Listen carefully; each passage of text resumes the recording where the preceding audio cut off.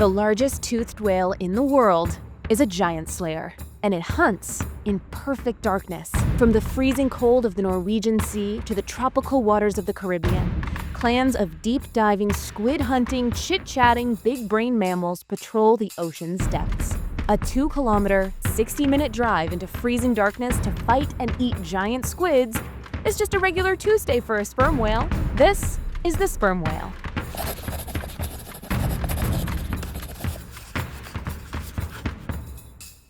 Hi, I'm Taylor Schuldeis, and you're watching Animalogic. Sperm whales have one of the toughest jobs in the animal kingdom. They have to dive into the ocean's midnight zone and get in a wrestling match with the largest invertebrates in the world, giant and colossal squids. They eat so many squids that most of the evidence we have of the existence of giant squids comes from the inside of the bellies of these mammalian beasts. But it takes a lot more than just being a good swimmer and a strong biter to nab these squids. To do this, sperm whales have to be marvels of engineering. The first issue they have to deal with is getting into the midnight zone, where giant squid squads live.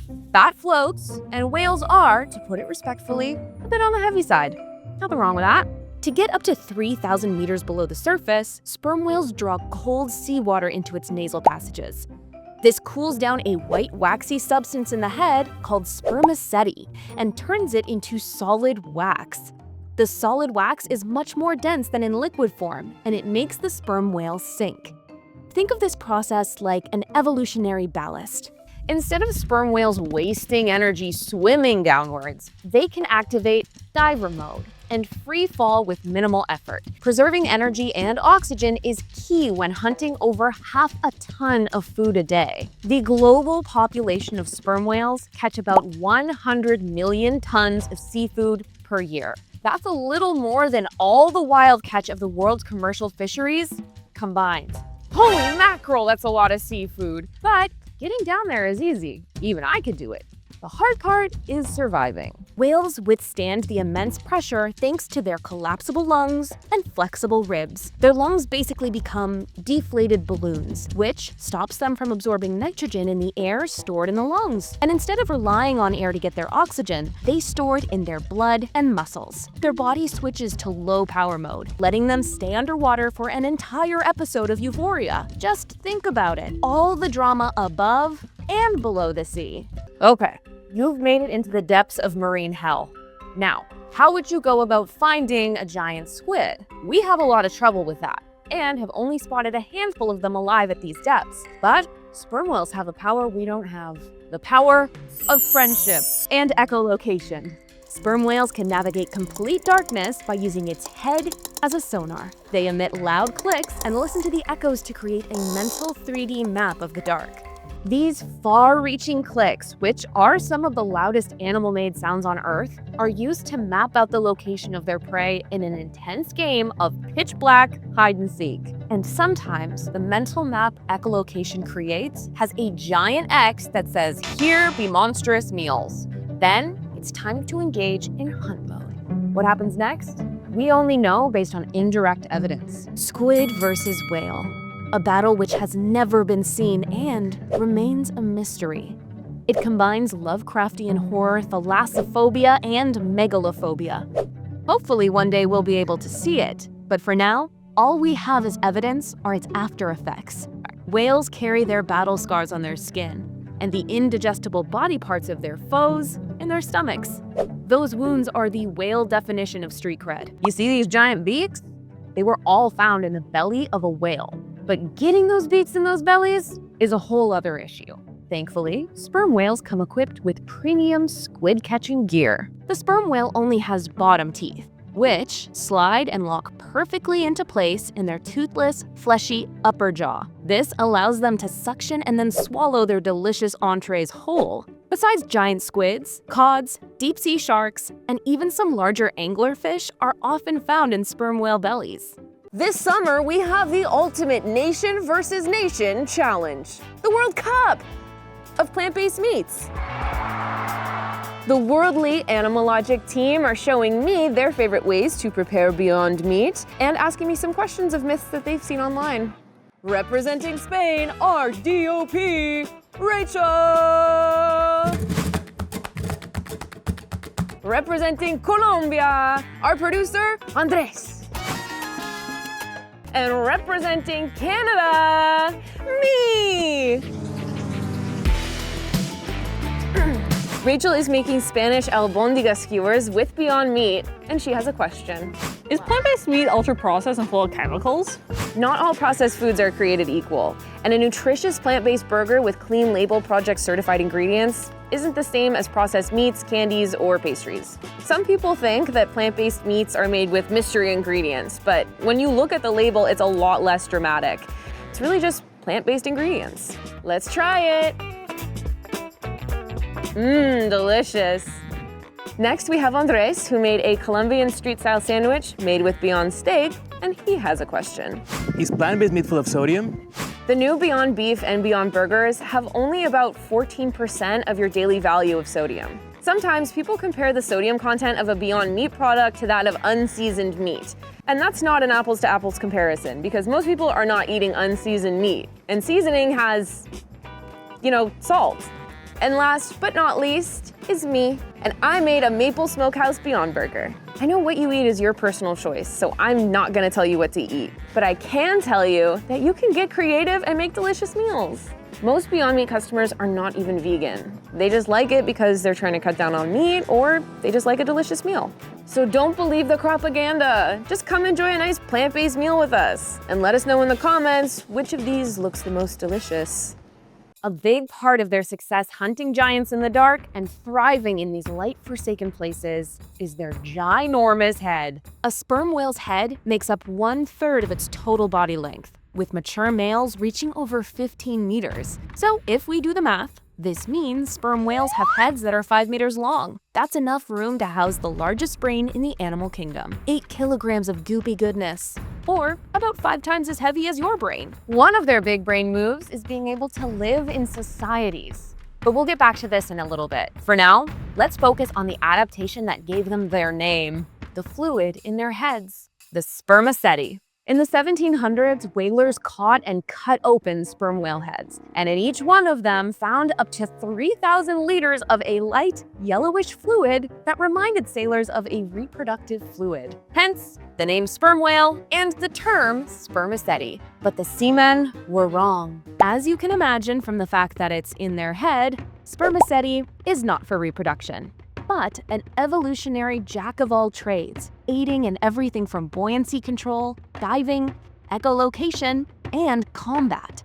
Under normal temperatures, spermaceti is liquid and creates a positive buoyancy. That means that a 45-ton male can float effortlessly. That also means that their head is more buoyant than their bodies, which is why when they sleep, they look ominously vertical, suspended in the water column. This vertical drift position lasts only 10 to 15 minutes and usually occurs just below the ocean surface. This upright sleeping position allows sperm whales to stay close to one another and maintain social contact while resting. It also makes surfacing to breed easy because of the positioning of their heads. Sperm whales are among the least sleep-dependent mammals on Earth, spending about 7% of their lives asleep. For comparison, the average human spends roughly 1/3 of their life sleeping, and that's with coffee. When two sperm whales fight, they ram each other, giant noggin to giant noggin. The spermaceti protects their brain from damage by giving it a thick, waxy cushion. This would be an important job for any animal,